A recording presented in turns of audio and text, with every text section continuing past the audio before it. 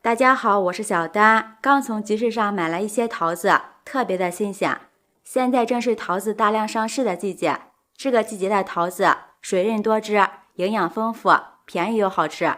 但是桃子放不了几天就容易坏，今天就和大家分享一个保存桃子的小窍门，这样桃子就可以吃上很长的时间，就算放一个冬天，依然香甜好吃。一起来看是怎么做的吧。首先将买回来的桃子放入清水中清洗一下，洗掉桃子表面的糖毛。如果对糖毛过敏的朋友，要戴上一次性手套，否则的话手上很容易特别痒。在挑选桃子的时候，我们不要买那种扁扁的蟠桃或者是油桃，保存起来味道会比较寡淡。尽量选择这种个大比较红的桃子，香甜味比较重，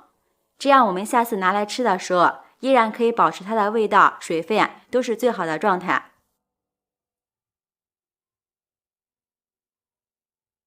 然后将脏水倒掉，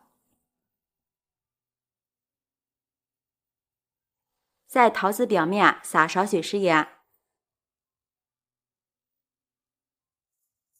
把桃子稍微搓洗一下，这样能洗掉桃子表面的细菌和杂质，把桃子清洗得更加干净。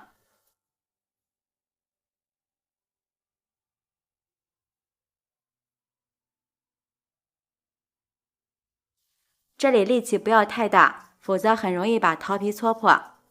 南国有佳人，荣华若桃蕾。桃子不但外形长得漂亮诱人，并且桃子富含丰富的蛋白质、微量元素、矿物质元素、膳食纤维和多种维生素，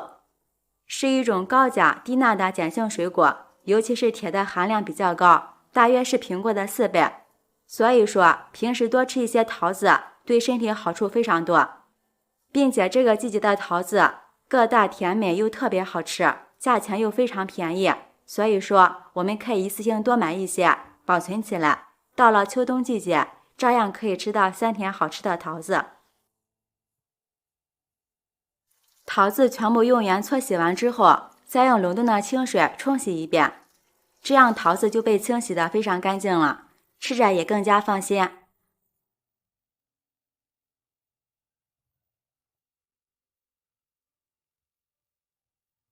将桃子放在案板上，晾干表面的水分。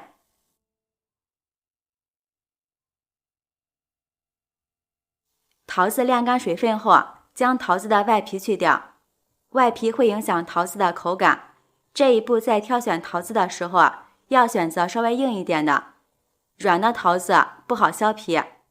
并且在削皮的时候也会挤出很多的汁水，弄得满手都是，很影响心情。小的时候家里面种了很多的桃子，一时吃不完，奶奶就会把这些桃子储存起来，留到冬天吃。这种保存桃子的方法也是家里面用了10几年的。刮下来的桃子皮里边富含丰富的花青素以及微量元素、营养元素，对身体很有好处。所以说这个桃子皮千万不要扔掉。将桃子皮放入砂锅中，在里面倒入适量的清水，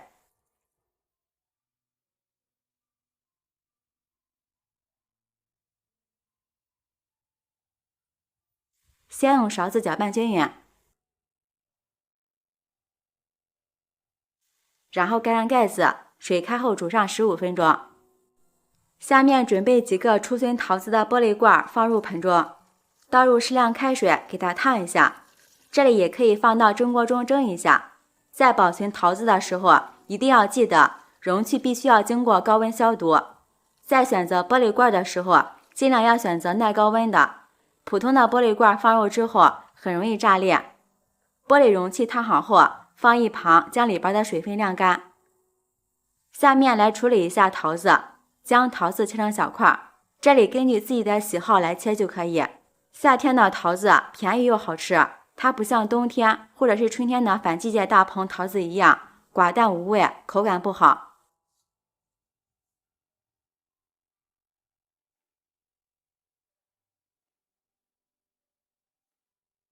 桃子全部切完以后，放入凉开水中，在里面加入1勺食盐，用筷子将食盐搅拌化开。俗话说得好，要想甜加点盐，用盐水浸泡过的桃子能去除桃子自身的酸涩味，还可以提高桃子的甜度，使做出的桃子罐头更加香甜可口。放一旁浸泡5分钟。桃子泡好后，控水捞出来，放入消过毒的玻璃罐里。朋友们，视频看到这儿了，如果觉得我的视频对您有帮助的话，请用您发丝的小手给我点个赞吧。制作视频不易，您的每一个留言和每一个点赞都是我前进的动力，感谢您的支持。如果说你用的是那种比较大的罐头瓶子，可以把这个桃子切得稍微大一些，吃起来也会更加满足。这时我们的桃子皮也煮好了，颜色粉粉嫩嫩的，在里面加入50克黄冰糖，如果喜欢吃甜的也可以多加一些。用勺子搅拌均匀，将冰糖搅拌至融化。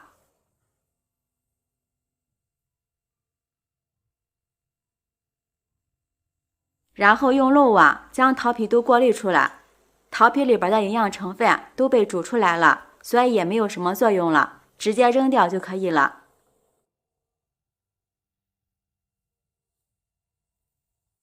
然后将煮桃皮的水倒入玻璃罐中，这时要小心一些，不要洒得到处都是。煮桃皮的水这里不用倒得太满，倒9分满就可以。然后盖上盖子，防止一会儿在蒸制的过程中水蒸气滴落。但是这里千万不要拧紧，防止在蒸的时候水蒸气无法释放，那样瓶子很容易炸裂。将瓶子放入蒸锅中，开中火蒸上20分钟。桃子蒸的时间不要太长，否则桃子容易软烂，但是也不能太短，那样里边的液体达不到高温。时间到以后打开盖子，这时候戴上手套，快速的把盖子拧紧，这个步骤一定要快一些。盖好之后让它自然冷却，这样玻璃罐就能达到密封的效果。这种保存桃子的方法就是和我们平时做的罐头是一样的，